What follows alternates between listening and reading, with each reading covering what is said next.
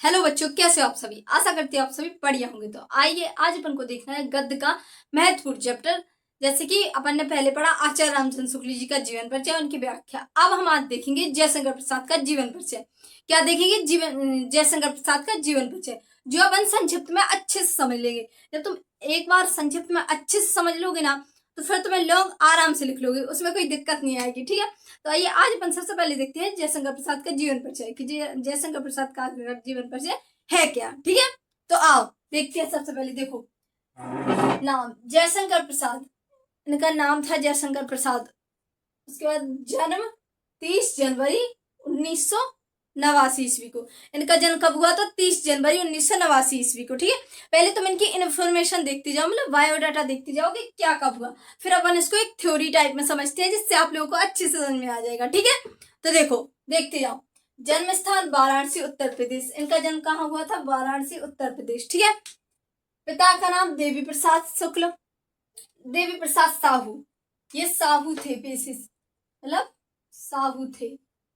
और इनके गांव में, वहां पे मतलब जहां पे के थे, वाराणसी में, सुगनी साहू के नाम से प्रसिद्ध था। सुगनी साहू के नाम से प्रसिद्ध थे,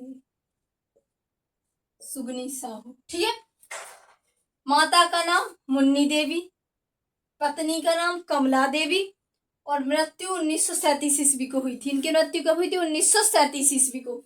और मृत्यु का स्थान वाराणसी उत्तर प्रदेश। नाटक चंद्रगुप्त, स्कंदगुप्त, अज्ञातशत्रु। प्रमुख रचनाएं आंधी, इंद्रजाल, कामायनी। इसका उपन्यास तितली, कंकाल, इरावती। और इरावती अपूर्ण है, ये पूर्ण नहीं है। ठीक है, उपन्यास इनके 3 ही है केवल, तितली, कंकाल, इरावती। ठीक है, देखो अब अपन इसको थ्योरी टाइप में समझते हैं। क्या थ्योरी टाइप में? इनके अपन ने जानकारी तो ले ली, बस आप लोग जानकारी बहुत अच्छे से याद कर लेना, क्योंकि ये संक्षिप्त में लिखी है तो आराम से आप लोगों को समझ में आ जाएगी। ठीक है, तो देखो अपन इस तरह से समझेंगे इसको। ठीक है, बस आप लोग समझते जाओ, बाकी सब मुझ पे छोड़ दो। केवल ध्यान से एकाग्रता से देखते जाओ और समझते जाओ। ठीक है, देखो नाम जयशंकर प्रसाद। तो जयशंकर प्रसाद का जन्म सन 30 जनवरी 1989 ईस्वी को हुआ था। वो वाराणसी उत्तर प्रदेश के वाराणसी में हुआ था। इनके पिता का नाम था देवी प्रसाद, और इनके यहाँ तमाकू का व्यापार था। क्या था? तमाकू का व्यापार। और इनके परिवार को सुगनी साहू नामक नाम से जाना जाता था। ठीक है, उसके बाद इनकी माता का नाम, और इनकी माता का नाम था मुन्नी देवी। क्या था? मुन्नी देवी। तो जयशंकर प्रसाद का जन्म 30 जनवरी 1889 ईस्वी को सुगनी साहू नामक वाराणसी उत्तर प्रदेश के वाराणसी जिले में हुआ था। ठीक है, इनके पिता का नाम देवी प्रसाद था और माता का नाम मुन्नी देवी, और ये इनके यहाँ तमाकू का व्यापार था। ठीक है, और अल्पायु में ही इनके माता पिता की मृत्यु हो गई थी। तो इनके शिक्षा का भार इनके बड़े भाई शंभूनाथ ने शंभू साहू ने संभाला। तो फिर कुछ समय बाद, लेकिन इनने क्वींस कॉलेज में दाखिला लिया, लेकिन इनका मन वहां पढ़ाई में नहीं लगा। तो इन्होंने घर पर ही योग्य शिक्षकों से हिंदी, अंग्रेजी, संस्कृत आदि भाषाओं का ज्ञान प्राप्त किया। ठीक है, कुछ समय बाद इनके बड़े भाई की भी मृत्यु हो गई, जिससे इनके ऊपर समस्याओं का पहाड़ टूट पड़ा, और इनकी शादी भी हुई थी। इन्होंने 3 शादी की थी, जिनमें से एक भी पत्नी इनकी जिंदा नहीं रही थी, असमय मृत्यु हो गई थी। और कुछ समय बाद फिर इनके छोटे भाई की भी मृत्यु हो गई। तो इन सब दुखों को झेलते हुए इनको 6 रोग हो गया था, और फिर इसके बाद इनकी भी मृत्यु हो गई थी। ये कितने 47 वर्ष तो जिए ही थे। 47 वर्ष की अल्पायु में ही इनकी मृत्यु हो गई थी। अल्पायु में ही इनकी मृत्यु हो गई थी, 47 वर्ष की अल्पायु में ही। ठीक है, आया समझ जयशंकर प्रसाद का जीवन परिचय। जयशंकर प्रसाद लेकिन इतने कम समय में भी इन्होंने बहुत रचनाएं की हैं। इनकी बहुत सारी रचनाएं हैं। देखो, उपन्यास, कहानी, संस्मरण, मतलब सब कुछ लिखा 47 वर्ष की अल्पायु में ही।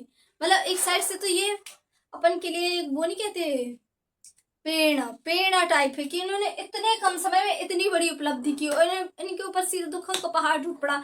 क्योंकि पहले बचपन में इनके माता पिता की मृत्यु, फिर बड़े भाई, फिर छोटे भाई, इन्होंने 3 विवाह की, उनमें से इनकी एक पत्नी भी जिंदा नहीं रही। आखिरी में इच्छा रोग का शिकार होकर इनकी मृत्यु सन 1937 ईस्वी को हो गई थी, 47 वर्ष की अल्पायु में ही। ठीक है, आ गया समझ में?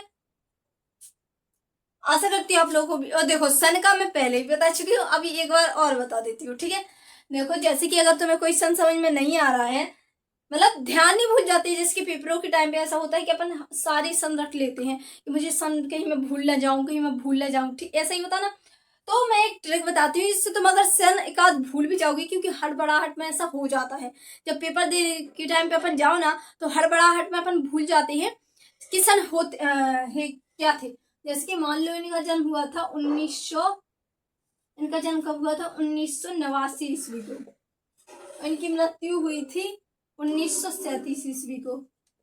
मतलब कि ये कितने साल जिए, 1989 से एक साल वो 90 10 जिए।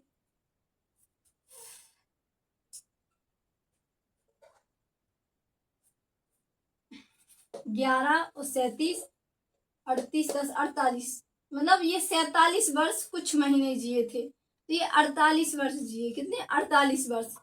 तो बस अगर तुम मृत्यु भूल जाओ, तो जैसे कि ये मृत्यु है, मृत्यु जन्म,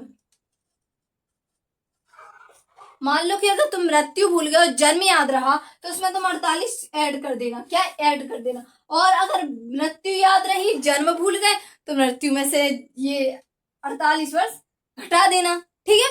इससे तुम्हारी मृत्यु निकल आएगी और जन्म निकल आएगा। अगर तुम जैसे कि बाई चांस, मैंने कहा ना कि अगर जन्म भूल जाओ तो मृत्यु निकाल सकते हो, मृत्यु भूल जाओ तो जन्म निकाल सकते हो। बस ये याद रखना, एक चीज की, जन्म की मृत्यु दो में से एक चीज कोई तुम्हें याद होनी चाहिए, ठीक है।